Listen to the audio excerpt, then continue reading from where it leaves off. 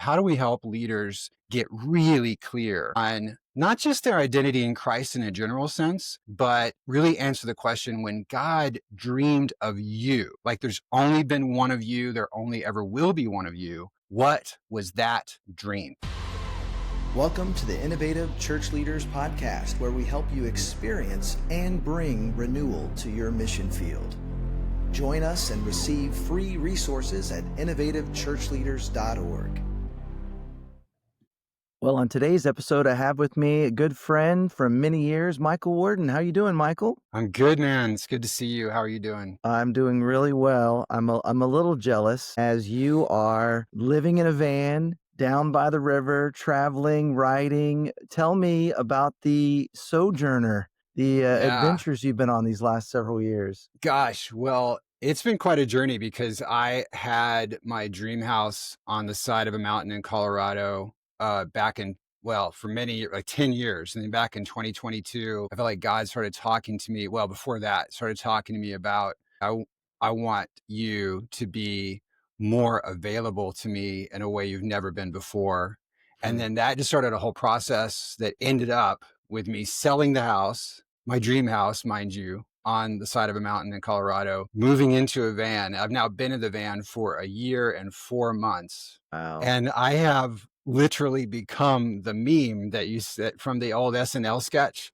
And as I speak to you today, I am parked next to a river. So I am a coach in a van next to a river, and I'm owning it. I'm owning it, man. That's what I am. So as you should. Well, Michael, you were such an important part of my journey those first few years here in Austin. You were part of our team at Gateway in Austin for a season. You have a ministry really equipping life coaches. You coach executives. You're a writer.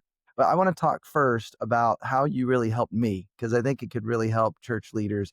When I first got here, I didn't realize how burned out I was. I loved my experience in LA, but I also did not have healthy boundaries. I was a workaholic, unbeknownst to me, but certainly my wife was aware of that. And I remember just talking to John Burke, our mutual friend, in just saying, what I really need is momentum. You know, our campus needs momentum. It's in a church planter's graveyard, is what they call South Austin. It had started about 300 people in 2008. By the time I got here, it was down to 200, and some beautiful things. I mean, it has survived, but I wanted more than just surviving, you know, and I began to talk to you about momentum, but you shifted the conversation. I used to refer to you as my Yoda. You prefer Qui-Gon Jinn, I think it is. But you started talking about personal momentum. You started talking about identity in Christ, the Braveheart Intensive and all the things that we learn in that. Maybe just give a snapshot of why you think it's so important for church leaders and anyone who follows Jesus to understand their identity in this way. man, I love talking about this because I love faith leaders, and I've been doing this work for over 20 years now, and I believe so deeply. And I don't mean to embarrass you, but you're one of the people I look to and say, this is in a lot of ways the pattern of what I look for in someone I work with, because teachability is so key, and a willingness to turn, a willingness to grow, a willingness to stretch is so necessary for the sake of the thing you're here to do. And that's what I think all of us want. Momentum. All of these leaders that I've worked with want that kind of, wow, I want some traction. So what I noticed coming into work with faith leaders was the opposite of that. I noticed a lot of burnout. I noticed a lot of discouragement. I noticed this sense of disconnection from God that was pervasive. And it was so disheartening to me, because these were great, really great, golden-hearted men and women of God. And it didn't make any sense to me. So the short answer is that I spent a lot of time working with these people to find out what's in the way. And I found that there were essentially three things that were in the way. We're getting to identity really quick here. One of the things was a lot of them were in what I now call the wrong habitat. So it's like if you're an eagle, and an eagle's great at soaring the heights and being in the atmosphere. An eagle is really bad at living in a swamp or trying to live under the water. And in many cases, a lot of these leaders were just in a context that was impossible for them to thrive. And they were blaming themselves for that. So that was problem one. Problem Mm. two was they were doing the wrong mission. And same analogy in a way, like an eagle is great at some things, really bad at plowing a field, right? So Mm. don't want to have an eagle do that.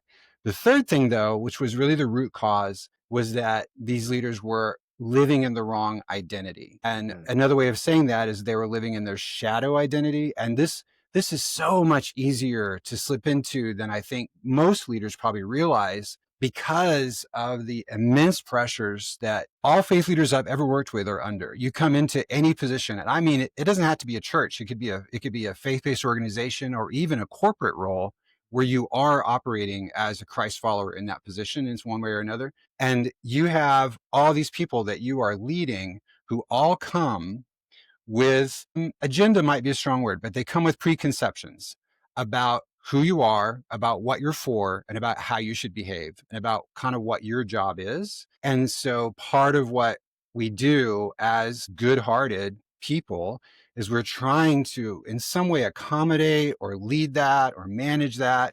And what ends up happening a lot of times is that we end up taking on these identities that are not ours. And it's David and Saul's armor writ Mm. large 100 times over. And Mm. so that ends up killing our hearts. It just ends up really suppressing our capacity to be who we're made to be.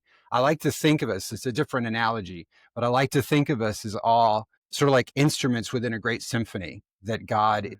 is orchestrating. And he's the musician. He's the maestro, and he's playing every one of the instruments. But if I'm a French horn, there's a certain kind of part I'm meant to play, and I'm not meant to be the tuba. I'm not meant to be the timpani. I can't do that part. But if you try to put me in that role, I'm going to suffer, and I'm not going to be good at it. Yeah. So what I focused on in my work was like, how do we help leaders get really clear on not just their identity in Christ in a general sense, but really answer the question, when God dreamed of you, like there's only been one of you, there only ever will be one of you. What was that dream? Mm. What's the specific instrument that you are that is here now in this time, and for what purpose? And so that's the work that we focus on. And then once that's clear enough for them to move forward in it, then we start talking about, okay, what's the ideal habitat for that instrument to thrive? And that's what in my work we call values, but it's a kind of a misnomer. It's not about good or bad. It's about alive or dead. Like, what are the Yeah. contexts you need to be in? Like you were talking about, not being workaholic, but having some boundaries. I need to have some balance so that I can lead for the long haul, so that I can thrive in my work, so I can play the song I'm meant to play in a way that's beautiful and true and good, and can go on all the way to the end of my race. And when I Mm. appear before God at the end, I will have left everything on the field, but I will not arrive a husk. I will Mm. arrive a fulfilled and whole man of God or woman of God. That's to me, that's the ideal. And Yeah. in the process, I've actually left behind me a trail of transformation that goes back, I don't even know how far, because there's all these stories I will hear about in heaven that I have no idea about. Yeah. I know you're one of those guys, by the way, because you probably don't. I hear stories you probably never hear about the people who get influenced by you just by Mm. some random conversation. And I tell you, if you're not in your identity, if you're operating out of shadow, the power of those conversations goes way, way down. Mm. So Mm. does that answer your Yeah. question?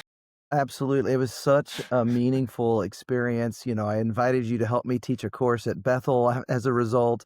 Knowing my mission statement, my values, and my shadow mission, that was a very revealing experience. If someone is eager to discover this about themselves, jump into the Braveheart Intensive, the Destiny Project, or even coaching with you, michaelwarden.com. Well, I went through that experience, and personal momentum was true of me, health at home, but also our campus got healthy. We ended up helping plant 4 campuses out of our campus. We're in this post-pandemic world where we're kind of re-envisioning and restructuring. And I just am so grateful for that season. in my life and your investment in me. And part of one of the things I discovered in that season was even when I was trying to relax, I was reading books about leadership and ministry. And sometimes the books about history were really helpful. But again, I found myself trying to, well, I should quote Lincoln, this sermon coming up soon, you know. So one of the things I did is I started reading science fiction. And in that I did absolutely. And I've read several books over the years, and it just completely takes me out of all the things that might be coming top of mind. And you have a tetralogy, not just 3 books, 4 books that are coming out. And of course, a lot of your writing you can find. It's on spirituality and leadership, Christian mysticism at michaelwarden.com. But talk about the 4 books that are coming out, the Pearl Song Refounding. I'm just super excited. You got 2 coming out. Maybe talk about this world that you've created. And in my mind, as someone who follows Jesus, you know, we're supposed to be bringing more beauty to the world, more of heaven to earth. We're supposed to help people learn to imagine and dream. I'd love to hear maybe just the process of how you came to really devote these last few years in many ways to writing this for us. Yeah, so I'm really excited about these books coming out, getting these stories out to the world. And so books 1 and 2, and I actually have copies here of these preview copies of Gideon's Dawn and of Waymaker. We're celebrating the release of these on September 30th. So that's going to be a big day. Although the books have been available for a while now, and they're available in print, in digital, so on your Kindle, and on audiobooks. So you can get them in any of the 3 formats right now. And then as of the 30th of September, it's just going to be a big release day for them, which we're celebrating big time. There's giveaways available for that too. So you can check my website, check my Instagram, learn more about that. And then the second 2 books, which I just got preview copies for, this is The Song That Shatters and The Word That Prevails. These are also going to come out this year. They're coming out on the 2nd of December officially, but they are available right now for pre-order on Amazon. So you just go look them up. They're easy to find under my name and the titles, The Song That Shatters, The Word That Prevails. Pre-order is a fantastic way to just get the word out, to create buzz, to help the algorithm figure out that these books are something people want to see. But yeah, so those, I'm totally stoked about all of that. And when it comes to like creating beauty in the world, as you mentioned, and the idea of bringing that gift to the world, my deepest hope with these books is really about the hunger for redemption that we all have. I mean, right now we're in a period of time in our history where it seems like there's a lot of things that are falling apart. There's a lot of things that feel like they're fraying at the edges within society, within our lives. And it's a time when I think we need more hope. And this story really is a story of coming out of the ashes. It's a story of hope. It's a story of what is possible when we actually do take a risk on love, take a risk on hope, take a risk on faith, take a risk on each other, even when there's a lot of difference to breach across to make that happen. And it's not preachy. I'm not trying to like convince anybody of anything, but it's just a human story.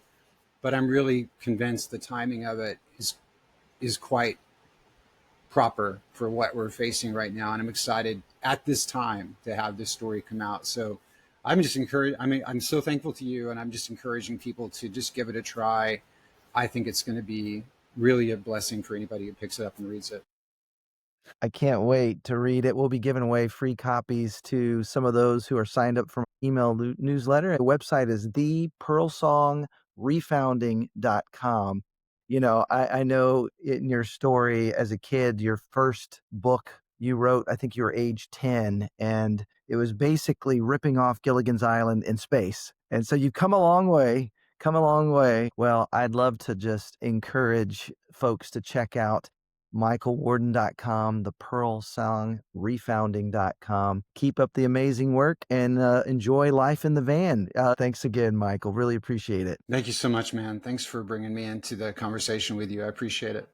Thanks for listening to the Innovative Church Leaders Podcast.